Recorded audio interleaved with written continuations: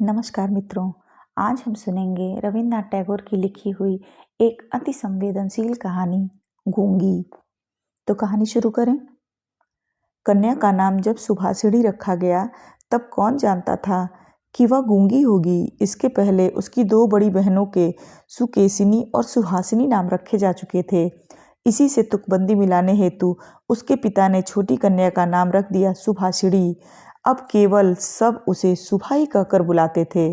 बहुत खोज और खर्च के बाद दोनों बड़ी कन्याओं के हाथ पीले हो चुके हैं और अब छोटी कन्या सुभा माता पिता के हृदय के नीरव बोझ की तरह घर की शोभा बढ़ा रही है। जो बोल ही नहीं सकती वह सब कुछ अनुभव कर सकती है। यह बात सबकी समझ में नहीं आती और इसी से सुभा के सामने ही सब उसके भविष्य के बारे में तरह तरह की चिंता फिक्र की बातें किया करते हैं। किंतु स्वयं सुभा इस बात को बचपन से ही समझ चुकी है कि उसने विधाता के शाप के वशीभूत होकर ही इस घर में जन्म लिया है। इसका फल यह निकला कि वह सदैव अपने को सब परिजनों की दृष्टि से बचाए रखने का प्रयत्न करने लगी। वह मन ही मन सोचने लगी कि उसे सब भूल जाए तो अच्छा हो, लेकिन जहाँ पीड़ा है उस स्थान को क्या कभी कोई भूल सकता है। माता पिता के मन में वह हर समय पीड़ा की तरह जीती जागती बनी रहती है। विशेषकर उसकी माता उसे अपनी ही किसी गलती के रूप में देखती हैं, क्योंकि प्रत्येक माता पुत्र की अपेक्षा पुत्री को कहीं अधिक अपने अंश के रूप में देखती है और पुत्री में किसी प्रकार की कमी होने पर उसे अपने लिए मानो विशेष रूप से लज्जाजनक बातें समझती है। सुभा के पिता वाणीकंठ तो सुभा को अपनी दोनों बड़ी पुत्रियों की अपेक्षा कुछ अधिक ही स्नेह करते थे, पर माता उसे अपने गर्भ का कलंक समझकर उससे उदासीन ही रहती है। सुभा को बोलने की जबान नहीं है, पर उसकी लंबी लंबी पलकों में दो बड़ी बड़ी काली आंखें अवश्य हैं और उसके होष्ठ तो मन के भावों के तनिक से संकेत पर नए पल्लव की तरह कांप कांप उठते हैं। वाणी द्वारा हम जो भी अपने मन के भाव प्रकट करते हैं उसको हमें बहुत कुछ अपनी चेष्टाओं से गढ़ लेना पड़ता है। बस कुछ अनुवाद करने के समान ही समझिए, और वह हर समय ठीक भी नहीं होता। ताकत की कमी से बहुधा उसमें भूल हो जाती है, लेकिन खंजन जैसी आँखों को कभी कुछ भी अनुवाद नहीं करना पड़ता। मन अपने आप ही उन पर छाया डालता रहता है। मन के भाव अपने आप ही उस छाया में कभी विस्तृत होते और कभी सिकुड़ते हैं। कभी कभी आंखें चमक दमक जलने लगती हैं और कभी उदासीनता की कालिमा में बुझ सी जाती हैं। कभी डूबते हुए चंद्रमा की तरह टकटकी लगाए न जाने क्या देखती रहती हैं, तो कभी चंचल दामिनी की तरह ऊपर नीचे इधर उधर चारों ओर बड़ी तेजी से छिटकने लगती हैं। और विशेषकर मुंह के भाव के सिवा जिसके पास जन्म से ही और कोई भाषा नहीं, उसकी आंखों की भाषा तो बहुत उदार और अथाह गहरी होती ही है, करीब करीब साफ सुथरे नील गगन के समान। उन आंखों को उदय से अस्त तक, सुबह से शाम तक और शाम से सुबह तक छवि लोक की निस्तब्ध रंगभूमि ही मानना चाहिए। जिह्वाहीन इस कन्या में विशाल प्रकृति के समान एक जनहीन महानता है, और यही कारण है कि साधारण लड़के लड़कियों को उसकी ओर से किसी न किसी प्रकार का भय सा बना रहता। उसके साथ कोई खेलता नहीं। वह नीरव दोपहरिया के समान शब्दहीन और संगहीन एकांतवासिनी बनी रहती। गांव का नाम है चंडीपुर। उसके पार्श्व में बहने वाली सरिता बंगाल की एक छोटी सी सरिता है। गृहस्थ के घर की छोटी लड़की के समान बहुत दूर तक उसका फैलाव नहीं है। उसको तनिक भी आलस्य नहीं। वह अपनी इकहरी देह के लिए अपने दोनों छोरों की रक्षा करती हुई अपना काम करती जाती है। दोनों छोरों के ग्रामवासियों के साथ मानो उसका एक एक संबंध स्थापित हो गया है। दोनों ओर गांव हैं और वृक्षों के छायादार ऊंचे किनारे हैं, जिनके नीचे से गांव की लक्ष्मी सरिता अपने आप को भूलकर शीघ्रता से कदम बढ़ाती हुई प्रसन्न चित्त असंख्य शुभ कार्यों के लिए चली जा रही है। वाणीकंठ का अपना घर नदी के बिल्कुल एक छोर पर है। उसका खपच्चियों का बेड़ा, ऊंचा छप्पर, गाय घर, भूस का ढेर, आम, कटहल और केले का बगीचा हर एक नाविक की दृष्टि अपनी ओर आकर्षित करता है। ऐसे घर में आसानी से चलने वाली ऐसी सुख की गृहस्थी में उस गूंगी कन्या पर किसी की दृष्टि पड़ती है या नहीं मालूम नहीं, पर काम धंधों से ज्यों ही उसे तनिक फुर्सत मिलती त्यों ही झट से वह नदी के किनारे जा बैठती। प्रकृति अपने पार्श्व में बैठकर उसकी सारी कमी को पूर्ण कर देती। नदी की स्वर ध्वनि, मनुष्यों का शोर, नाविकों का सुमधुर गान, चिड़ियों का चहचहाना, पेड़ पौधों की मर्मर ध्वनि सब मिलकर चारों ओर के गमनागमन, आंदोलन और कंपन के साथ होकर सागर की उत्ताल लहरों के समान उस बालिका के चिर स्तब्ध हृदय उपकूल के पार्श्व में आकर मानो टूट फूट पड़ती है। प्रकृति की ये अनोखे शब्द और अनोखे गीत, यह भी तो गूंगी की ही भाषा है।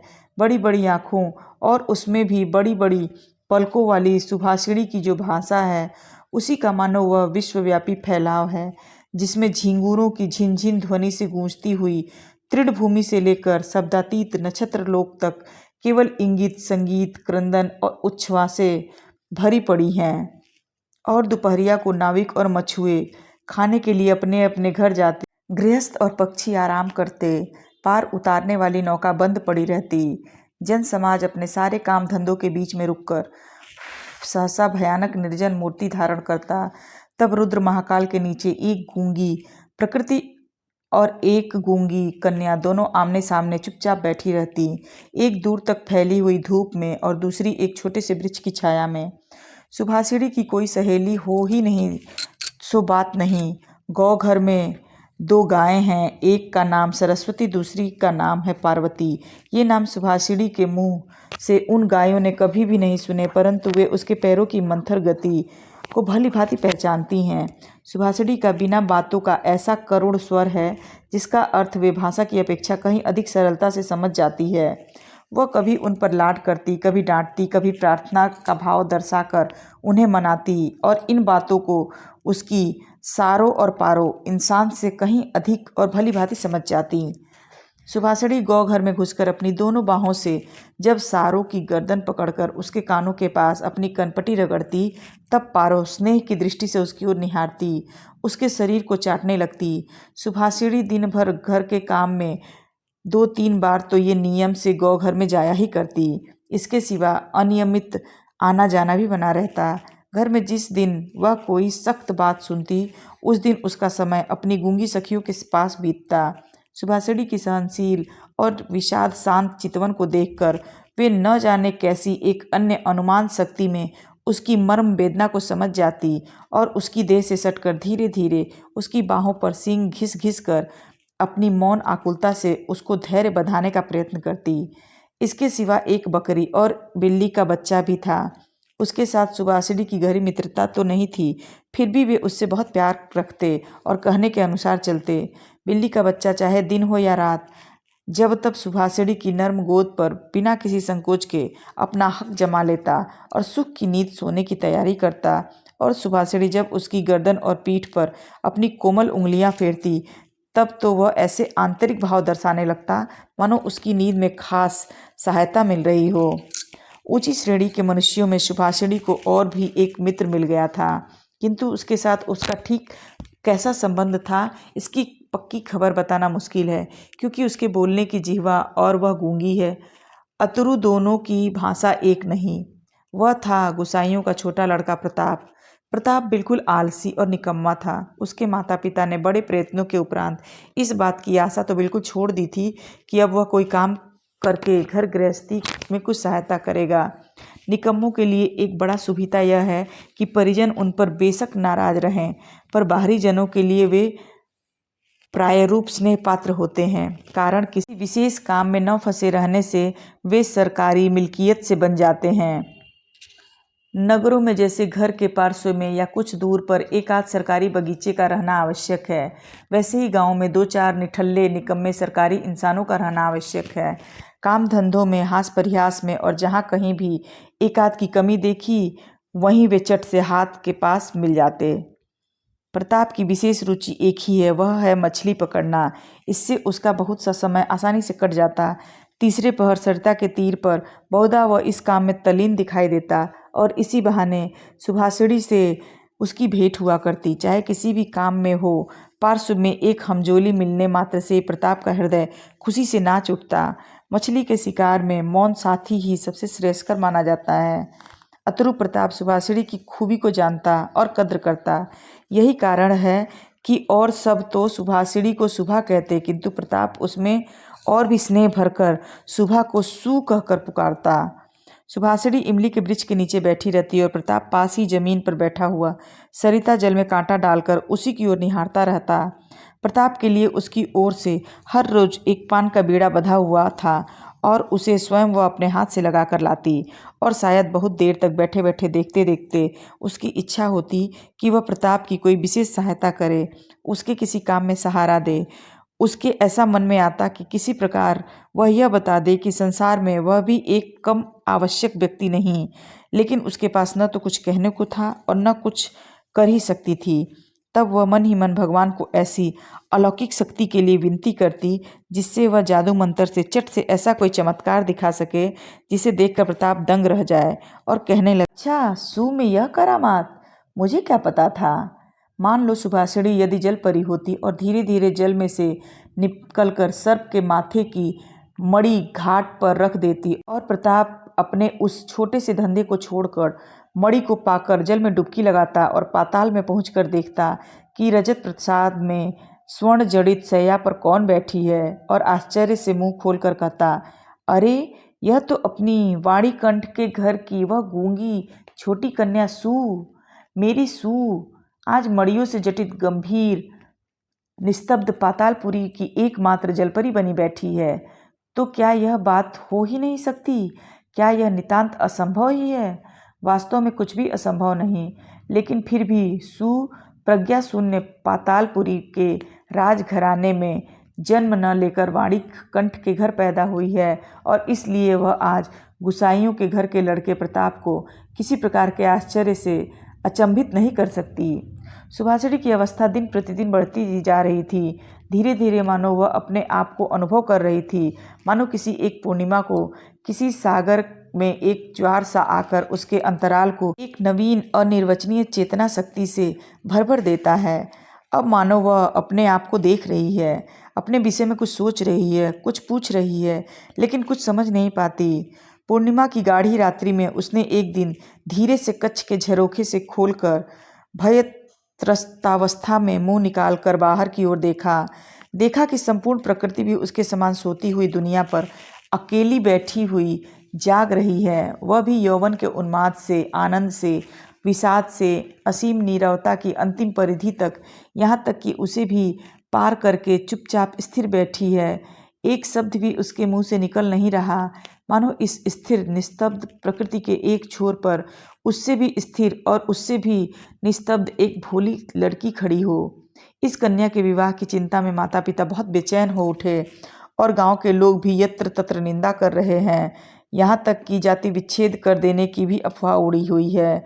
वाणीकंठ की आर्थिक दशा वैसे अच्छी है, खाते पीते आराम से हैं और इसी कारण इनके शत्रुओं की भी गिनती नहीं है। स्त्री पुरुषों में इस बात पर बहुत कुछ सलाह मशवरा हुआ। कुछ दिनों के लिए वाणीकंठ गांव से बाहर प्रदेश चले गए। अंत में एक दिन घर लौटकर पत्नी से बोले, चलो कलकत्ते चलें। कलकत्ता गमन की तैयारियां पूरे जोर से होने लगी।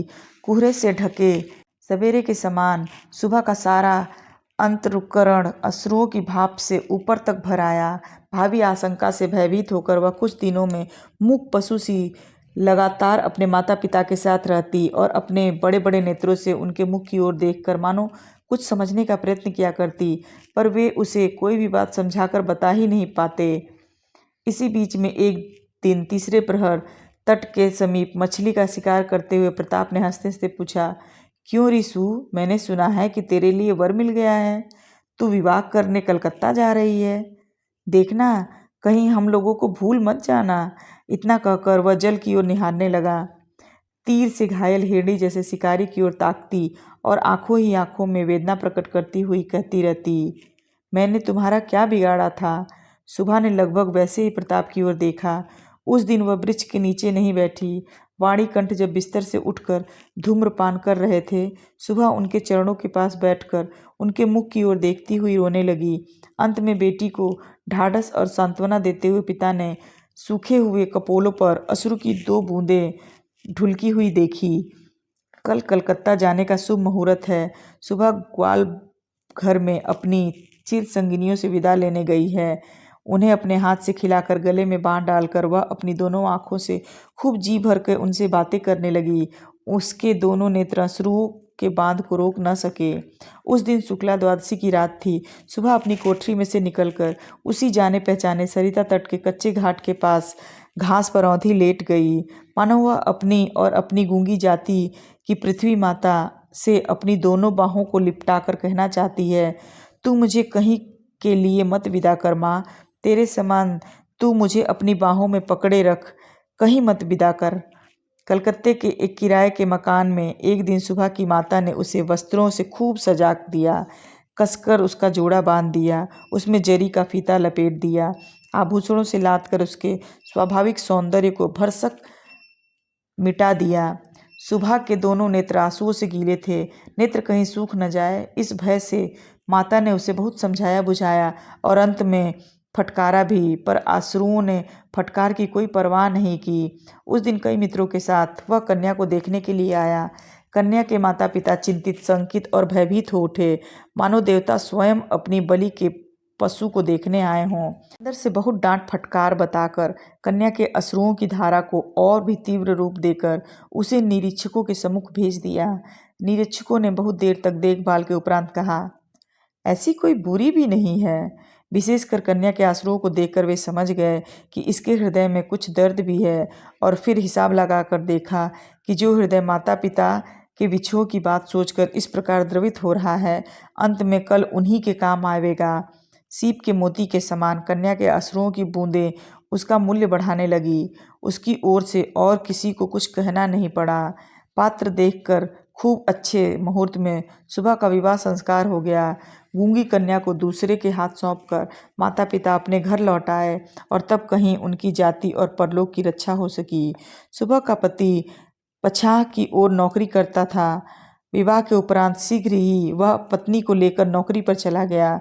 एक सप्ताह के अंदर ससुराल के सब लोग समझ गए कि बहू गूंगी है, पर इतना किसी ने न समझा कि इसमें उसका अपना कोई दोष नहीं। उसने किसी के साथ विश्वासघात नहीं किया। उसके नेत्रों ने सभी बातें कह दी थीं, किंतु कोई उसे समझ न सका। अब वह चारों ओर निहारती रहती है। उसे अपने मन की बात कहने की भाषा नहीं मिलती। जो गूंगी की भाषा समझते थे, उसके जन्म से परिचित थे, वे चेहरे उसे यहाँ दिखाई नहीं देते। कन्या के गहरे शांत अंतरुकरण में असीम अव्यक्त क्रंदन ध्वनित हो उठा, और सृष्टिकर्ता के सिवा और कोई उसे सुन नहीं सका। की बार उसका पति अपनी आंखों और कानों से ठीक प्रकार परीक्षा लेकर एक बोलने वाली कन्या को ब्याह लाया। आप सुन रहे थे रविन्द्रनाथ टैगोर की एक बहुत संवेदनशील और मार्मिक कहानी गूंगी। आपको कहानी कैसी लगी? अगर आपको कहानी पसंद आई हो तो मेरे चैनल को सब्सक्राइब कीजिए, वीडियो को लाइक और शेयर ज़रूर कीजिए। मिलते हैं एक नई कहानी के साथ, तब तक आपका दिन शुभ हो। धन्यवाद।